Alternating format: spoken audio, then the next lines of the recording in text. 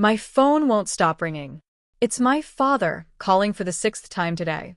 I let it go to voicemail, just like the other five. He wants me at my sister's wedding, threatens to cut me off if I don't show up. What he doesn't know is that I don't need his money anymore. I haven't needed it for 3 years. In fact, I'm about to walk back into that house and reveal a truth that will shatter everything they think they know about me. But first, let me tell you how the invisible daughter learned to disappear completely. The screen of my phone lights up again against the polished surface of my desk. Through my office window, the city stretches out before me, towers of glass and steel reaching toward a cloudless sky. I'm 20 floors above the streets of Chicago, and somehow that still doesn't feel far enough from home. The voicemail icon appears, and against my better judgment, I tap it.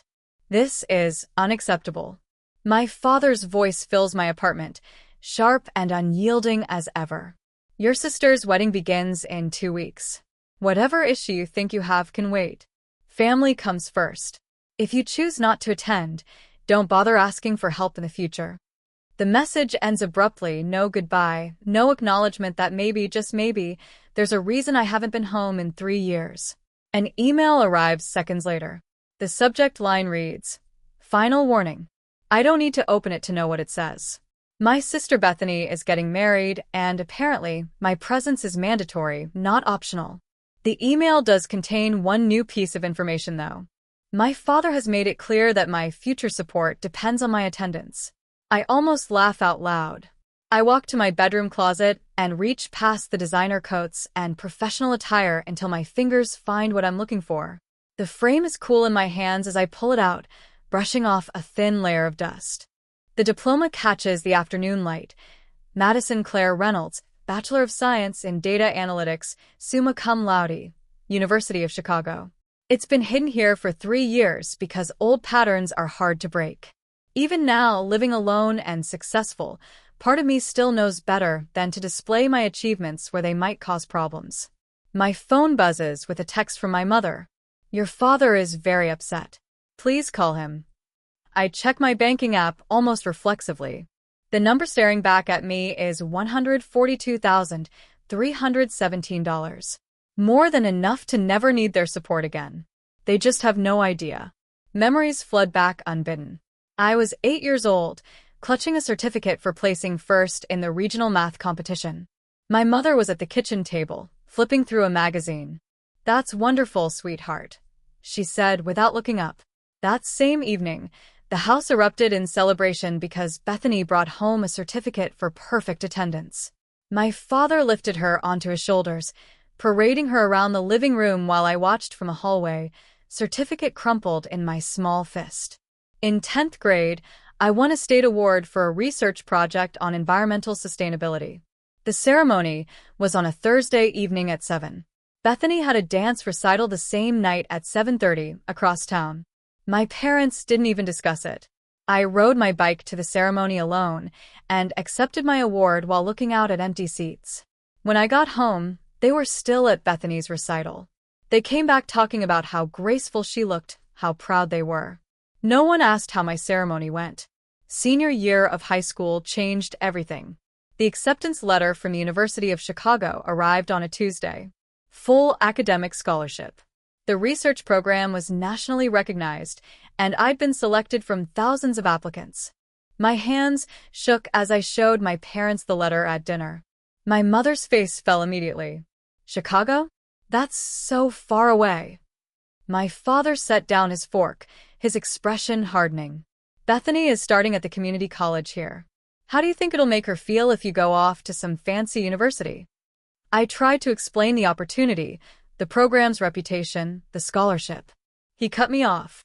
"We've decided. You'll attend state college like we planned. You can commute from home." Discussion over.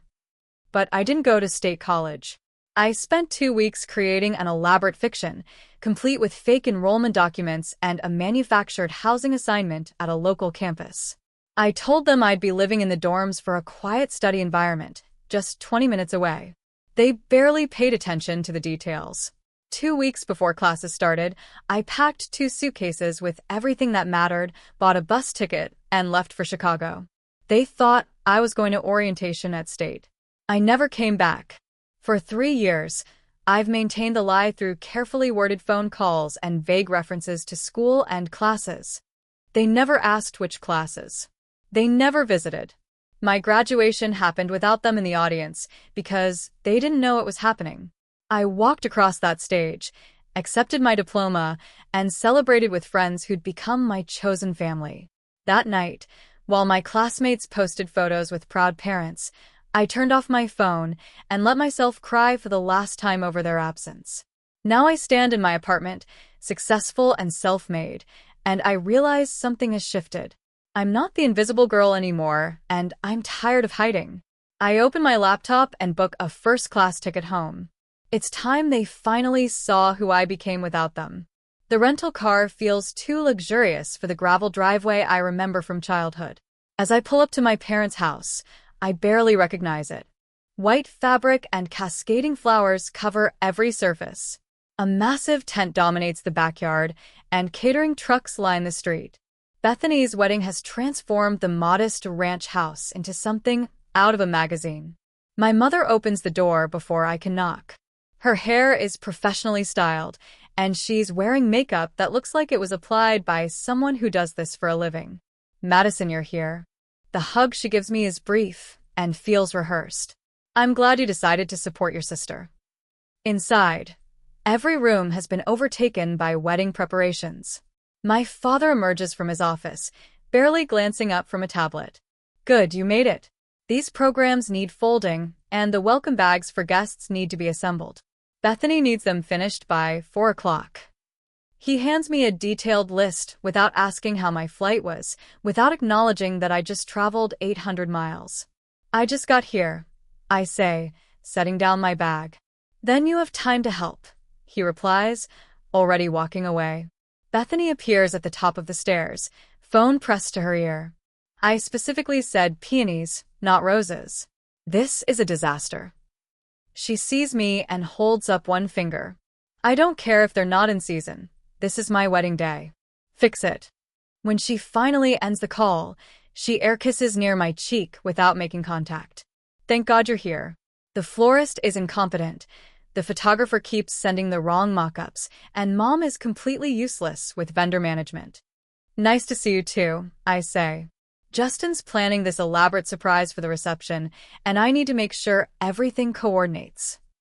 She's already scrolling through her phone, not really looking at me. Justin is her fiancé, my mother supplies, appearing with a stack of programs. You'll meet him at dinner tonight.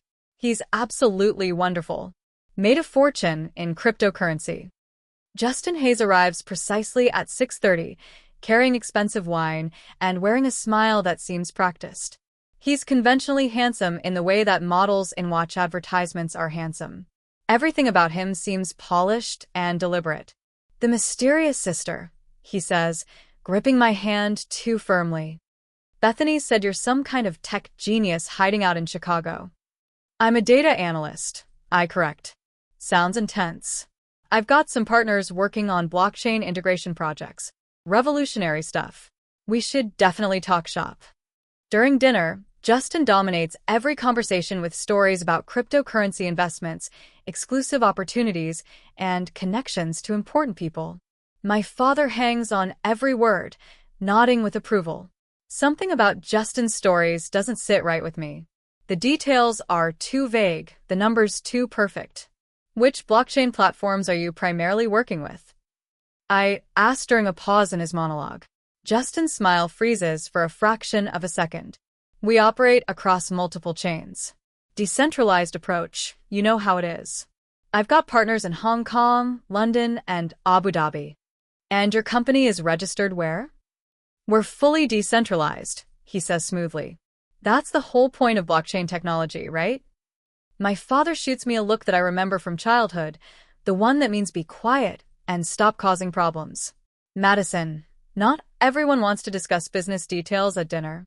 Later that evening, I'm searching for wedding programs in my father's office when I notice documents on his desk. Refinancing paperwork. Recent paperwork. The house I grew up in, which was nearly paid off 5 years ago, now carries a significant new mortgage dated 3 weeks ago. I shouldn't look, but I can't stop myself. The amount makes my stomach drop. Voices drift from the adjacent room, and I freeze. Lawrence, are you absolutely certain about this? My mother's voice is strained. That's everything from my mother's estate. Helen, you don't understand investments at this level, my father replies. Justin has guaranteed minimum returns of 25%. Do you know what that means for our retirement? For Bethany's future? But $80,000. This is how you build real wealth. Trust me. I lean against the wall, my analyst brain calculating risk factors automatically.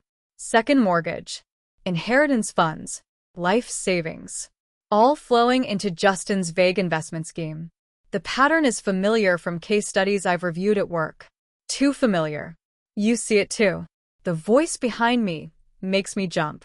Aunt Helen stands in the doorway, her expression grave. He's not what he claims to be. You think so too? I whisper. She nods. Your father won't listen to me. Says I've always been jealous of his success. But our neighbor, Mr. Patterson, lost everything last year in what sounded exactly like what Justin describes. Exclusive opportunity, guaranteed returns, offshore accounts. Never saw a penny back. Madison, my mother's voice calls from downstairs. We need you for the seating chart. Aunt Helen touches my arm gently. Be careful. They don't want to hear it. That night, I sit at the desk in my childhood bedroom, now converted into a guest room with barely any trace of me left in it. My laptop glows as I open tab after tab, running searches, cross-referencing information. The pattern emerges slowly at first, then all at once. Justin Hayes has been Jacob Harrison, Jeremy Holbrook, and Jackson Henry. Same face, different names. Same scheme, different victims. By 3 in the morning, I have documentation. Photos, testimonies, police reports from 3 different states. The pattern is identical each time. Charming man, cryptocurrency expert, whirlwind romance, investment opportunity, disappearance 3 days before the wedding. The next morning, I find my parents and Bethany in the living room. I've printed everything out, organized it chronologically. We need to talk about Justin. My father doesn't look up from his newspaper.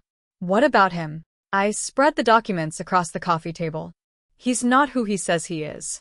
His real name might not even be Justin Hayes. He's done this before. Multiple times. The room goes silent. Bethany's face drains of color. What are you talking about? I walk them through it. The photos, the police reports, the pattern. 3 women in 3 different states, all scammed by the same man using similar names. All lost money right before their weddings when he disappeared. Justin, who apparently arrives early for breakfast every morning now, walks in during my presentation. He stands in the doorway, expression carefully neutral as I finish explaining. This is obviously a case of mistaken identity, he says calmly. I have a common look. People confuse me with others all the time. 3 different women in 3 different states. I keep my voice even. All describing a man who matches your description, uses names similar to yours, and vanished with their money days before the wedding? Madison, my father's voice carries a warning tone I know too well. Bethany stands abruptly, papers scattering. I can't believe you'd stoop this low. You show up after 3 years and immediately try to destroy the best thing in my life. I'm trying to protect you, I say. Dad took out a second mortgage. Mom's inheritance from Grandma. Your savings. It's all going into his investment scheme. Enough. My father stands, face flushed. You need to leave this house. Now. Justin places a hand on my father's shoulder, all sympathy and concern. Lawrence, it's all right. She's clearly worried about her sister. Misguided, but coming from a good place. The practiced compassion in his voice makes my skin crawl. I'm not leaving, I hear myself say. And I'm not the same person I was 3 years ago.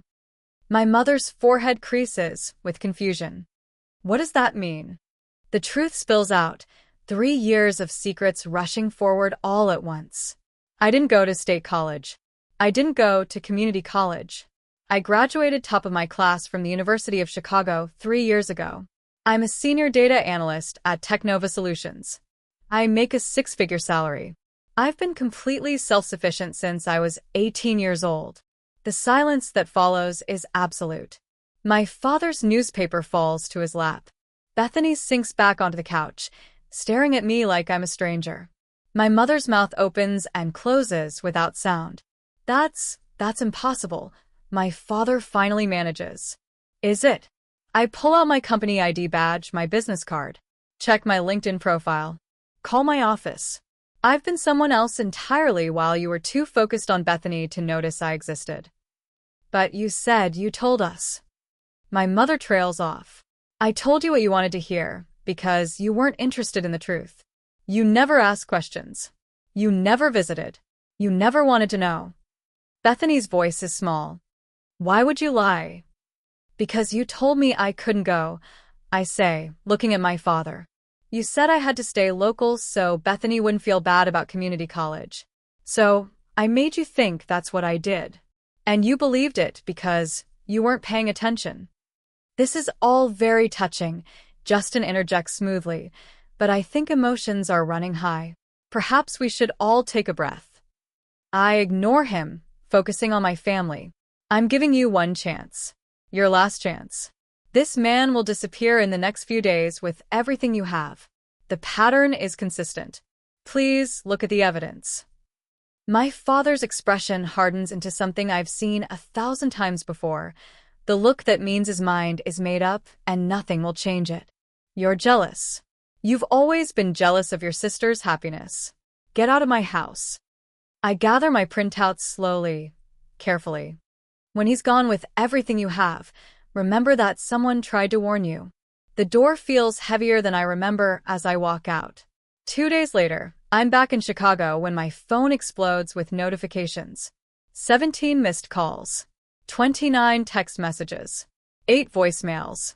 The first voicemail is my father's voice, but not as I've ever heard it before. It cracks, breaks, trembles. Madison, he's gone. Justin left last night. Please call us back. The second voicemail is worse. The accounts are empty. Everything. The mortgage money, your mother's inheritance, the retirement fund. All of it. My mother's voicemail is barely coherent through crying. The police said without a written contract, there's not much they can do. They called it a civil matter. Please, Madison. Please come home. We need you. Bethany's text message glows on my screen. You were right. I didn't listen. I'm so sorry. Please help us. I stand at my window, looking out over Lake Michigan, coffee growing cold in my hands. They finally believe me now that disaster has struck. Now that they need something from me. The pattern is so familiar it almost makes me laugh. I call my mentor, Vivian, who helped me navigate my career when my own parents couldn't be bothered to attend my graduation. They want me to come back, I tell her. Now that everything's fallen apart. What do you want to do? She asks. I don't know. Boundaries aren't walls, Madison. They're doors you control. You decide who gets to walk through. I book a flight home for the second time in a week. This time, I pack for 3 days maximum. The wedding tent is half dismantled when I arrive. Flowers are wilting in their arrangements. The house looks like a celebration was interrupted mid-breath. My mother opens the door before I knock. Her face is bare of makeup, eyes swollen from crying, and she looks 10 years older than she did 4 days ago. You came, she says, and her arms reach for a hug I don't step into. My father paces the living room, phone pressed to his ear. When he sees me, he hangs up quickly. His eyes track to my designer handbag, the watch on my wrist, the expensive luggage. Really seeing it for the first time.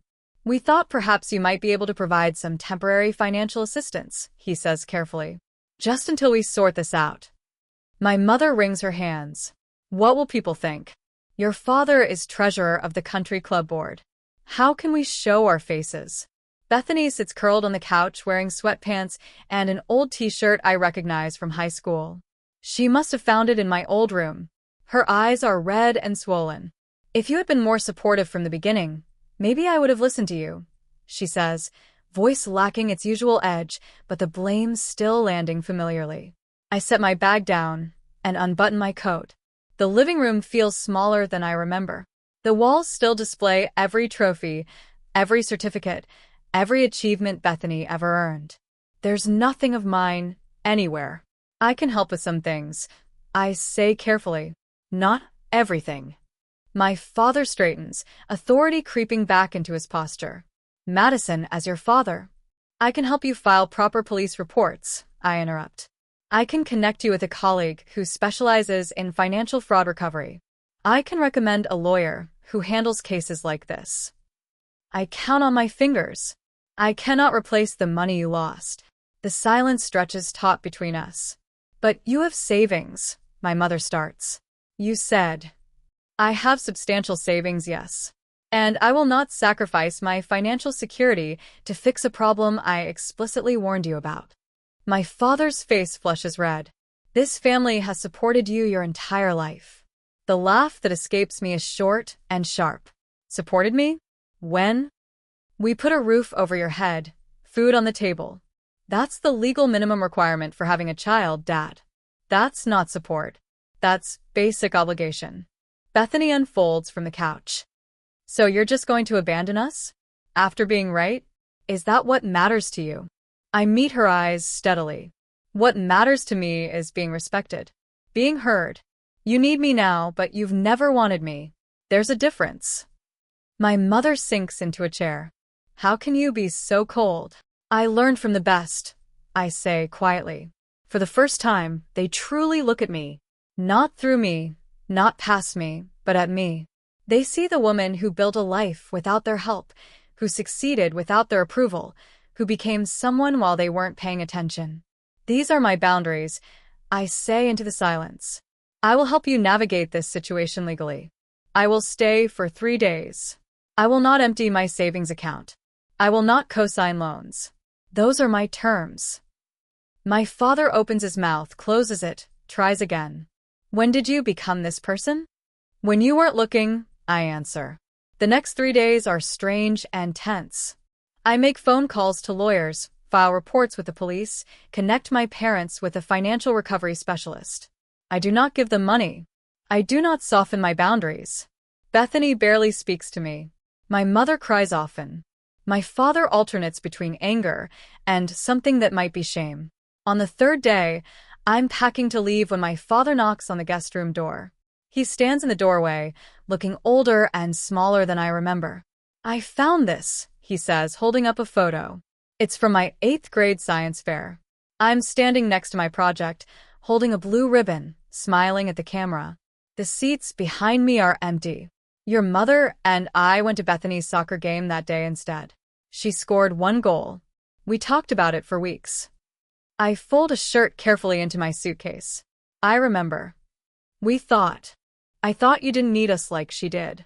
You were always so independent, so capable. Bethany needed more attention, more support. He sets the photo on the dresser. I was wrong. We were wrong. I don't respond. There's nothing to say that will fix 3 decades of being invisible. The money doesn't matter as much as I thought it did, he continues quietly. What matters is that my daughter tried to protect me, and I threw her out of my house. Yes, I say simply. You did. He leaves without another word. An hour later, as I'm loading my car, Bethany comes outside. She doesn't apologize, but she hands me a small box. Inside is my grandmother's ring, the one I always admired as a child. Mom was going to give this to me, Bethany says. But I think Grandma would want you to have it. You were always her favorite, even if Mom and Dad didn't see it. It's not an apology, but it's something. I drive away from my parents' house with no promises to return for holidays, no commitments to weekly phone calls. Just a quiet understanding that some relationships can't be repaired, and that's okay. 6 months pass. I sell my Chicago apartment and buy a small house with a garden. The kind of house with solid bones and character, the kind of place that feels like it could hold happiness. My diploma hangs in my home office now, centered on the wall where I can see it every day. No longer hidden. No longer a secret. I start a mentorship program for first-generation college students, young women navigating higher education without family support. Every Tuesday evening, My living room fills with brilliant young women who remind me of myself at 18, determined, hungry for knowledge, and invisibly carrying the weight of family expectations that don't match their dreams. Layla, one of my ments, calls me on a Wednesday afternoon. "I got the scholarship," she says, voice bright with joy. "I used what you taught me about advocating for myself." I told them exactly what I'd accomplish. I didn't minimize anything. "You earned that," I tell her. "You did the work." After we hang up, I step into my garden. Spring has coaxed green shoots from the soil, and the tomato plants I started from seeds are thriving. My hands are dirt-stained and capable as I tend to them. These will grow strong, I think, unlike the withered roots I left behind. My phone buzzes with a text from Aunt Helen. She sends me updates once a month, never asking me to respond. This one says, "Your parents are in counseling. Bethany is working at the bank and seems to be doing better. They ask about you sometimes, but I tell them you're busy. Your mother mentioned she's proud of you. She said it to me, not to you, but I thought you should know." I read the message twice, then set my phone face down on the patio table. Maybe someday I'll respond. Maybe someday won't come. Both possibilities feel acceptable. The tomato plants need staking. I work methodically, tying soft strips of cloth around the stems, giving them structure to grow against. Some things need support to reach their full height.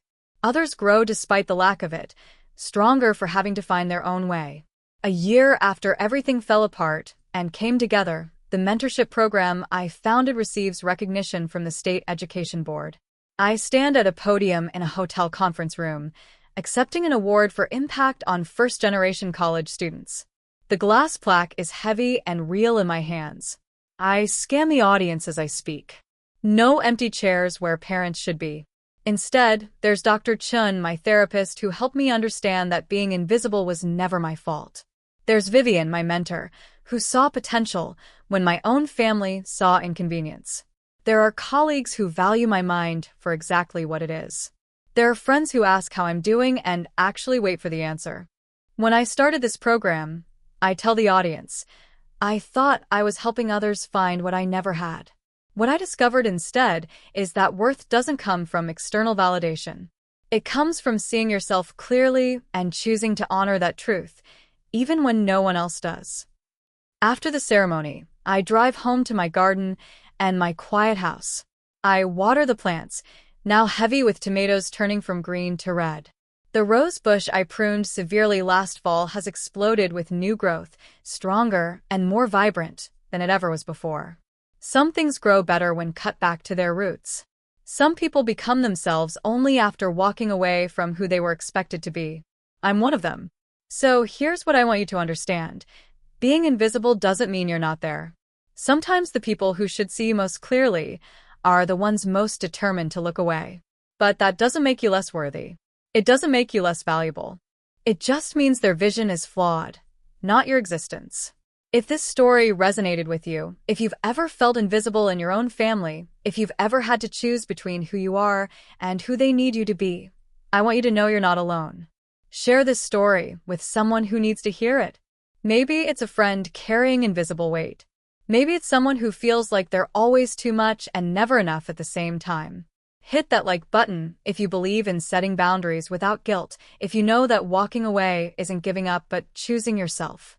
Subscribe to this channel because I'll keep sharing stories about people who found strength in places they never expected, who built lives from scratch when the foundation they were given crumbled beneath them. Drop a comment and tell me, have you ever had to become invisible to survive?